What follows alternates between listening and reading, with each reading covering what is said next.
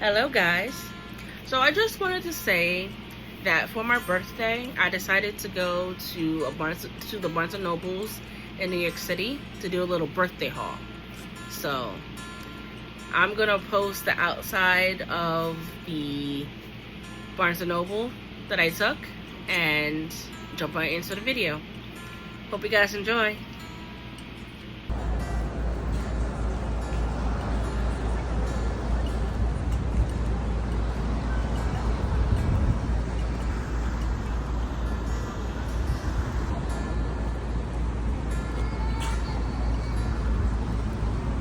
Hello, welcome back to my YouTube channel.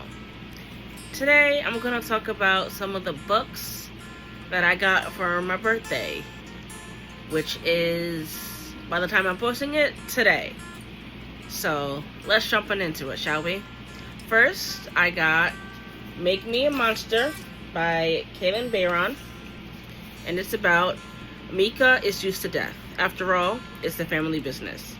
As a newly certified mortician's assistant at her parents' funeral home, her days are not for the faint of heart. Luckily, her boyfriend Noah isn't squeamish, and Mika is finally feeling ready to say the three little words that would change everything. But then tragedy strikes, and Mika's world is torn apart. Nothing makes sense, especially the strange things that start happening. Ravens are circling her home, strangers are following her, and someone is leaving mysterious items at her door. And worst of all, the dead don't seem to be staying dead. Mika thought that she understood death better than anyone. Turns out the family business is a bit more complicated than it seems. And Mika isn't the only one desperate to unearth their secrets, because the truth may be worth dying for. I actually like this cover. And I also love the inside too. I kind of wish that, ooh, look at this. This is so cute. This is so cute. I like it. I kind of wish it was sprayed edges, but what can you do? Then next we have Delicious Monsters by Liselle Sambury. Daisy sees dead people. Something impossible to forget in bustling ghost-packed Toronto. She usually manages to deal with her unwanted ability, but she's completely unprepared to be dumped by her boyfriend. So when her mother inherits a secluded mansion in northern Ontario, where she spent her childhood summers, Daisy jumps at the chance to escape.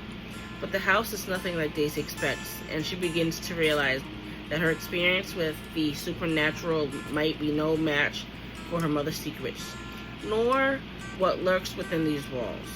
A decade later, Brittany is desperate to get out from under her thumb of her abusive mother. A best-selling author who claims her stay at Miracle Mansion allowed her to see the error of her ways. But Brittany knows that's nothing but a sham. She decides the new season of her popular haunted web series will uncover what happened to a young black girl in the mansion 10 years prior and finally expose her mother's lies. But as she gets more wrapped up in the investigation, she'll have to decide if she can only bring one story to light, which matters most, Daisy's or her own. As Brittany investigates the mansion in the present, Daisy's story runs parallel in the past. Both timelines preparing the girls to face the most dangerous monster of all, those that hide in plain sight. I've seen this on social media, and so I wanted to give it a try. Look at the cover. So I'm excited to see what this book is about. Next we have a duology also by Liselle Sambury, and it actually came in this little box. It's the Blood Like duology by Liselle Sambury. I like this little box. It's cute, right? Well, the first book is Blood Like Magic. Cute little cover, right? And after years of waiting for her calling, a trial which every witch must pass in order to come into their powers, the one thing Voya Thomas didn't expect was to fail. When Voya's ancestors give her an unprecedented second chance to complete her calling, she agrees. And then she is horrified when her task is to kill her first love. And this time, failure means every Thomas witch will be stripped of their magic. Toya is determined to save her family's magic no matter the cost. The problem is Voya has never been in love, so for her to succeed, she will first have to find the perfect guy and fast.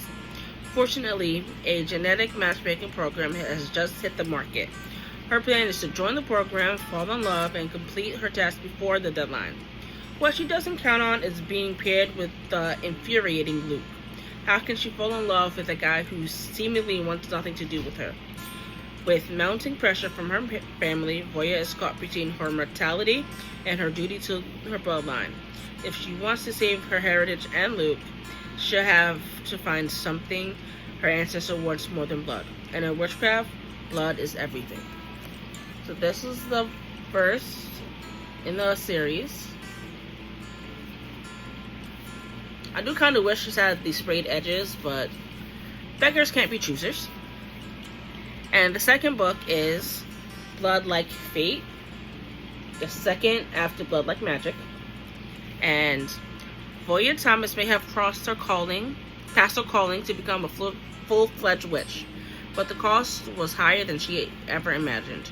Her grandmother's gone, her cousin hates her, and her family doesn't believe that she has what it takes to lead them.